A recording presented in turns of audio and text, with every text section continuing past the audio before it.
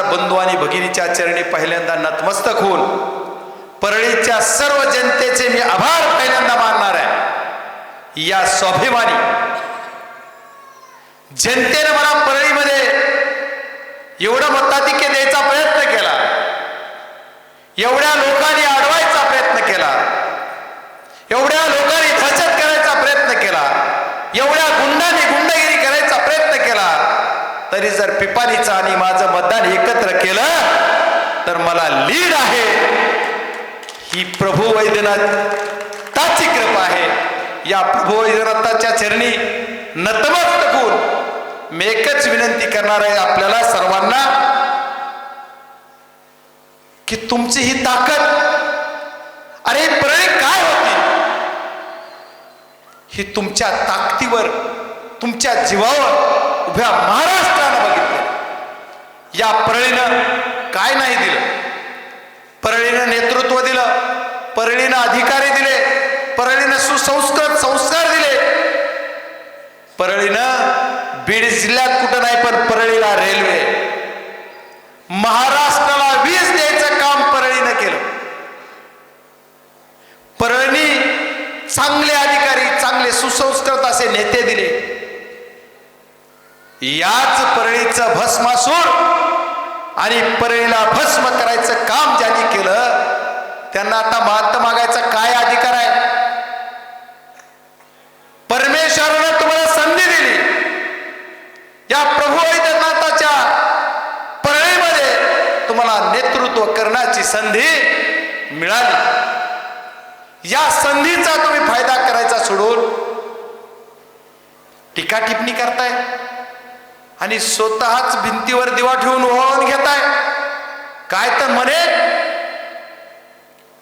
काही लोकांना जर कुणाची आठवण येत असेल तर ती फक्त माझी, 100% खरं येत असेल, काही जणांना येत असेल ना, कोण नाही म्हणून, पण आमच्या परळीच्या जनतेला सब दलित आहे, मुसलमान आहे, बौद्ध आहे, सर्व समाजाचे, मराठा असो, मुस्लिम असो, मातंग असो, सर्व समाजाच्या लोकांनी तुमच्यावर एकजुटून प्रेम केलं। आणि या सामाजिक समीकरणात तुम्ही वेगळे वेगळे बोलताय, वेगळे वेगळे असे बोलताय। तुम्ही कधीतरी सांगा त्या परळीच्या प्रश्नावर तुम्ही काय केलंय, परळीचा विकास। मी 8-10 दिवस झालं परळीच्या प्रत्येक गल्लीत जातो, प्रत्येक गल्ली बोळामध्ये जातो। किती परळीचा विकास आहे।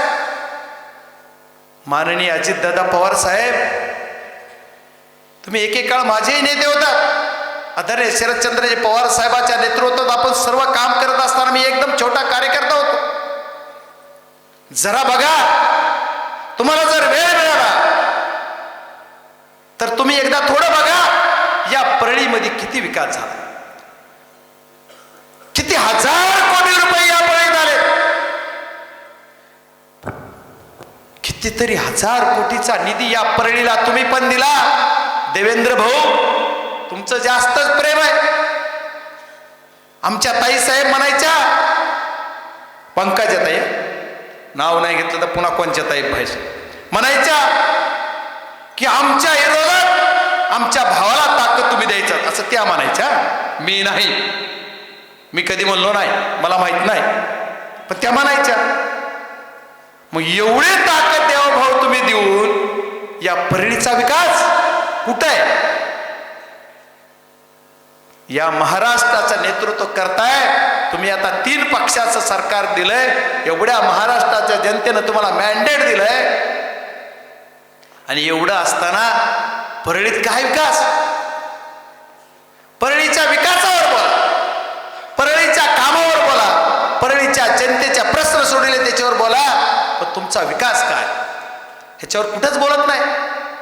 तुम्ही कधी जनतेचा विचार केला नाही। आणि तुम्ही म्हणता की परळीच्या जनतेला माझी सकाळी आठवण येते। प्रभू वैद्यनाथ, एवढ्या प्रभू वैद्यनाथाच्या या परळीमध्ये, अरे आम्ही सर्व जिल्ह्यातले जिल्हावासीय, सबंध महाराष्ट्रवासीय, देशातलं एक ज्योतिर्लिंग असणाऱ्या या परळीत आम्ही देवाला मानतो, परमेश्वराला मानतो, अल्लाला मानतो, सर्व बौद्धाला मानतो, आणि तुमचा कसं कोण मानेल?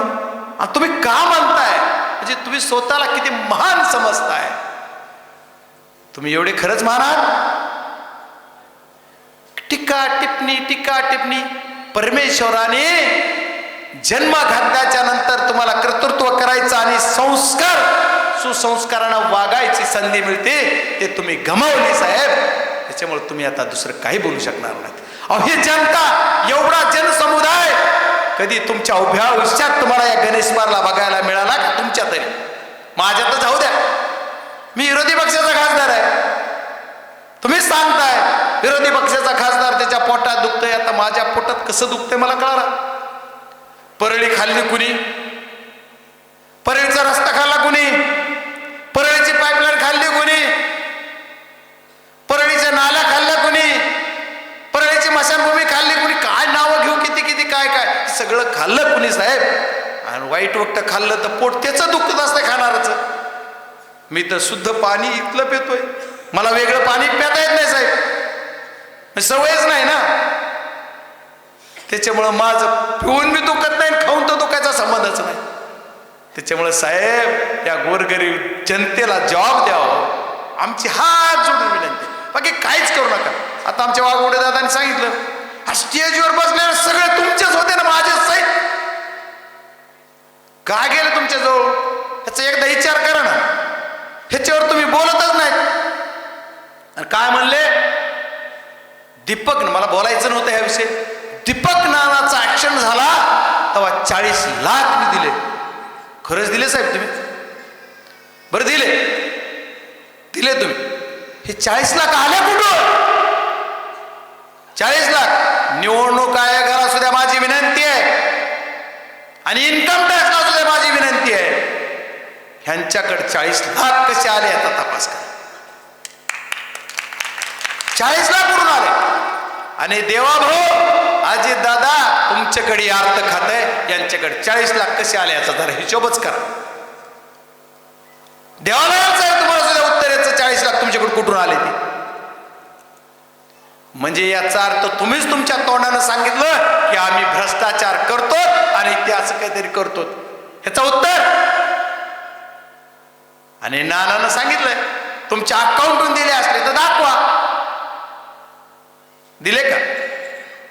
या परळीमध्ये औष्णिक विद्युत केंद्र, थर्मल पॉवर स्टेशन, सर्वात मोठं वीज निर्मितीचं केंद्र या परळीत होतं. या वीज निर्मितीच्या केंद्रातून काय तयार होत होती? वीज, आणि संबंध महाराष्ट्राला पुरवित होतं.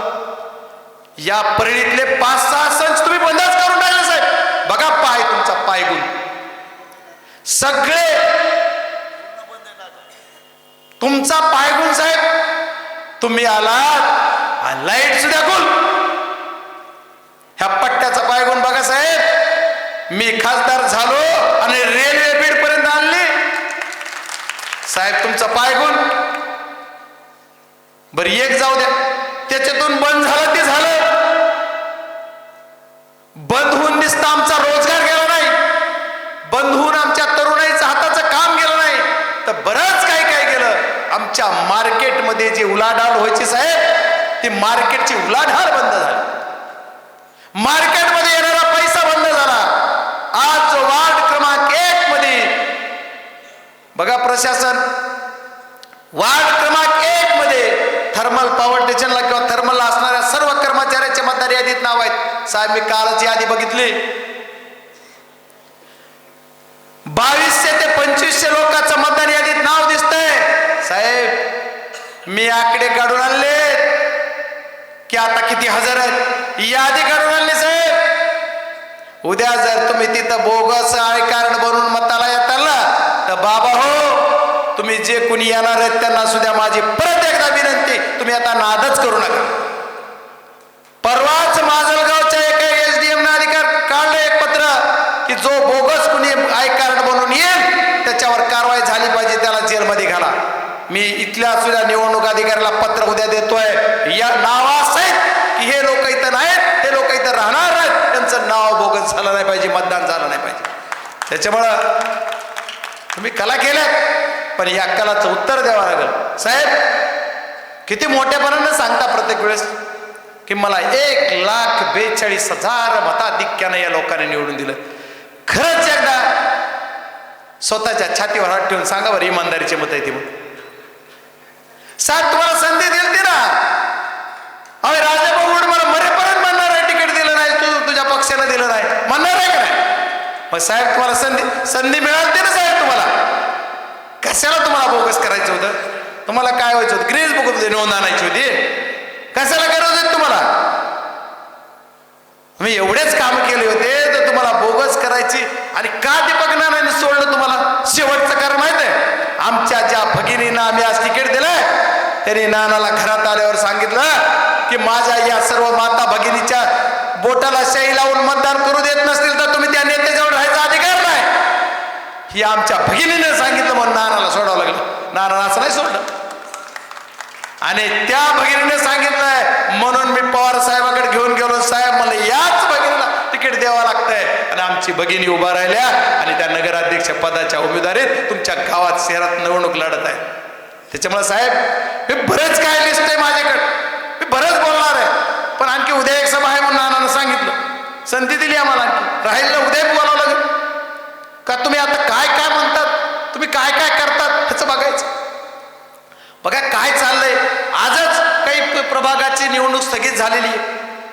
तिथल्या प्रभागातल्या माझ्या सर्व उमेदवारांना सुद्धा विनंती आहे की ठीक आहे तुमची निवडणूक स्थगित झाली असेल, 8 दिवस 4 दिवस 10 दिवस 20 तारखेपर्यंत झाली, 18 दिवस. कारण मी म्हणलं बघा खासदारला काउंटिंग सुद्धा येत नाही. लय भानगड ना, अडाणी खासदार फलाना खासदार, ते सोशल मीडियावर ट्रोलर आहेत ना बरोबर. आता मी अडाणी आहे पण माझं बघा ना जरा काय काय, मी गरीबाचं काय लेकरला असते हो. आता कसं स्टेजवर म्हणून पण येड्याला काय सासर माहेर सारखं, तसं आमचं काय. पण तुम्ही लय सुशिक्षित आहे, तुम्ही खूप सुसंस्कृत आहात म्हणतात. मग माझ्या बीड जिल्ह्यातील या परळीचं नाव वारंवार तुम्ही म्हणताय की आम्ही बदनाम केलं. आता आम्ही कुणाला सांगतोय का ह्याचा मर्डर करा, ह्याचे दरोडे टाका, ह्याला मारा, ह्याचा पाय तोडा, हात तोडा, जरा रेकॉर्ड काढा.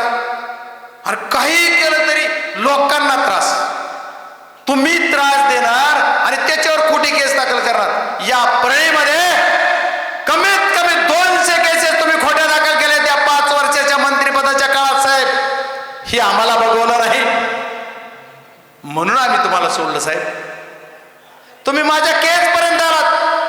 हे राहू द्या त्यानं सोडा, तुम्ही राहू द्या साहेब, राहू द्या साहेब, राहू द्या, उभा वाघ आहे माझा, वाघ बरा काय नाही. असं बी एखादा पाहिजे दिवशी जमत नाही आपण, काय अडचण नाही, त्यालाही एका मताचा अधिकार आहे, त्याच्यामुळे काय नाही. कौतुक. माझं म्हणणं एकच आहे साहेब की तुम्ही एकदा कधीतरी परळीच्या जनतेला हे सांगा की आम्ही हा विकास केलाय आणि या विकासासाठी आम्ही हे पैसे खर्चिलेत, असं तुम्ही कधीतरी जर सांगितलं ना साहेब तर खूप मोठा आनंद होईल साहेब. पण तुम्ही कधीच सांगत नाही. आम्ही काय करणार आहे आम्ही सांगायचं जर झालं तर आम्ही पहिलं एकच काम करू. आमच्या नगराध्यक्ष ताई एकदा खुर्चीवर विराजमान झाल्या की नानानं जसं सांगितलं एकदा वरी जा खाली जा. मी ताई तुम्ही वरच्या खोलीत राहत असलं तर नानाकडे खाली सुद्धा जायचं नाही, तिथं घरात सुद्धा. नगर परिषदचा कारभार नगर परिषदच्या अध्यक्षानंच करायचा, ही आमचं पहिलं प्रेरक आहे. आणि नगरसेवक सौंगाडे सोबत घेऊन नगरसेवकाला सोबत घेऊन करणार, ही अभिवचन आमच्या भाषणात असलं पाहिजे, आमच्या बोलण्यात असलं पाहिजे, आमच्या कृतीत असलं पाहिजे. आम्हाला काही विचारू नका. आणि काम करताना तुम्ही कुणाला विचारलं पाहिजे तर ह्या मायबाप जनतेला विचारलं पाहिजे. एवढा पैसा आलाय, या पैशाचं काय काय करू, हे पहिलं काम. दुसरं काम काय करणार आम्ही, अतिशय महत्वाचं साहेब. तुमच्या चिल्ल्या पिल्ल्याने या परळीमध्ये हजारो कोटी, एकट्या अजितदादांनाच 1000 कोटी दिलते, एकदा देवाभाऊन 1000-2000 कोटी दिलते. तुम्ही एका क्लिपमध्ये कुठं तरी ऐकले कुणाचा बाप माझा निधी अडू शकत असं म्हणलं. मी ऐकलं तेवढंच बोलतो, त्याच्या पुढचं नाही बोलत. मी ऐकलंय सर ती, ठीक आहे. तर मग एवढा आलेला निधी ज्याच्यात तुम्ही भ्रष्टाचार केलाय, ज्याच्यात तुम्हाला मिळालंय त्याची चौकशी करू, ही आमचं दुसरं काम. नुसती चौकशी नाही करणार त्यांना, लगेच तिकडं जा, आठवण तर तिकडं करणारच. हा आमचा दुसरा शब्द.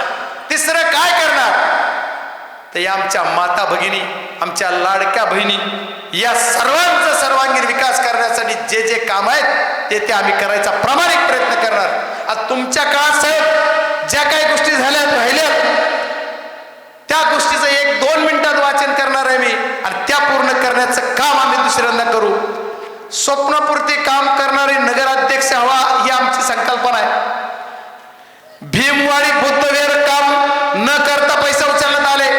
साहेब तुम्ही समाज कल्याण न्याय विकास मंत्री होतात, किती करोड रुपयाचं बुद्धविहार दिलं साहेब तुम्ही? किती करोड रुपयाचं किती काम झालं? माझ्या लोकसभेच्या निवडणुकीला तुम्ही एकदा हल्लं खोर होते तुमचे माणसं, पण साहेब काहीच केलं नाही. आणखी किती माझ्या बौद्ध समाजाच्या भावनाचे खेळणार साहेब तुम्ही? काय करणार, काय करणार? मिलिंदनगर मध्ये मशानभूमीची जागा चोरीस गेली, त्याचा तपास पण आम्हीच करायचा का साहेब? आणि करणार, 100% करणार. भीमनगर बुद्धविहार आश्वासन 9 वर्षापूर्वी दिलं, आजपर्यंत काम झालं नाही साहेब. तुम्ही कधी करणार? तर आम्ही पूर्ण करणार, हे तुम्हाला सर्वांना सांगायचं आहे. सिद्धार्थनगर बुद्धविहाराच्या कामाचं आश्वासन दिलं, पूर्ण केलं नाही, ते आम्ही पूर्ण करणार. जिजामाता उद्यान अर्धवट अवस्थेत आहे आणि ठेवून बोगस पैसे उचलले, ते काम आम्ही पूर्ण करणार, त्याची आम्ही पूर्ण ताकदीनं की करू. तरुणाईच्या बुद्धीवर भर पडावी यासाठी सुरू केलेलं वाचनालय 9 वर्षापासून बंद आहे साहेब, ती आमचा नगराध्यक्ष बसल्यावर आम्ही चालू करणार. त्याच्यानंतर 10 वर्षापासून बस स्थानकाचं काम करण्यात आलं नाही साहेब. त्याच्यावर एक गोष्ट बोलणार, तुम्ही 1 वर्ष झालं टेंडर झालंय, ते तुमच्या चिल्ल्या पिल्ल्याला मिळालं नाही म्हणून तुम्ही अडवलंय.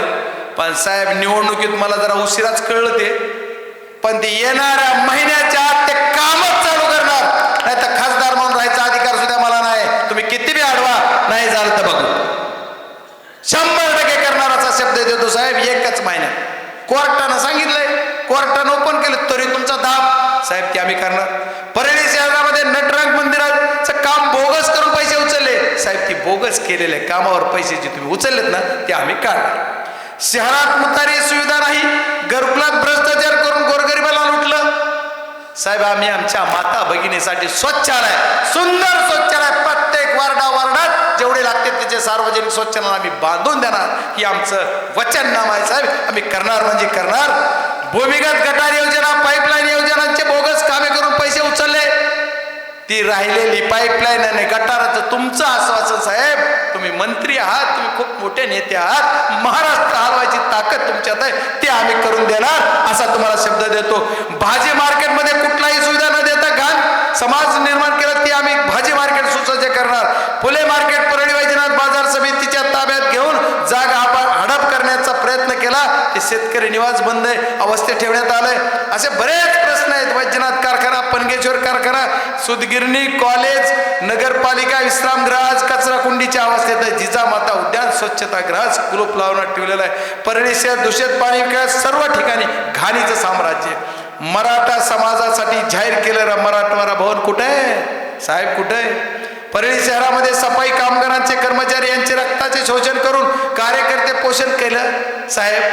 माझी विनंती आहे, ज्या कर्मचाऱ्याच्या जीवावर ही नगर परिषद चालायची त्यांचं सुद्धा तुम्ही शोषण केलं, त्यांचे पगार दिले नाही, त्याचं PF दिला नाही, बऱ्याच काही गोष्टी आहेत. पण वेळेचा बंधन आहे, भान आहे साहेब, 1 सेकंद सुद्धा जास्त होऊ देणार नाही, काळजी करू नका. आणि मी तुम्हाला सर्वांना एक विनंती करणार, तुम्हाला सुद्धा ऐकायला खूप चांगलं वाटतं, मला सुद्धा बोलायचं आणखी, पण उद्या बोलतो राहिलेलं. मी तुम्हाला हात जोडून विनंती करणार, आपले सर्व उमेदवार आहेत, या सर्व उमेदवाराला नगराध्यक्षाच्या उमेदवारासह आपली निशाणी तुतारी वाजवणारा माणूस त्या चिन्हासमोरचं बटन दाबा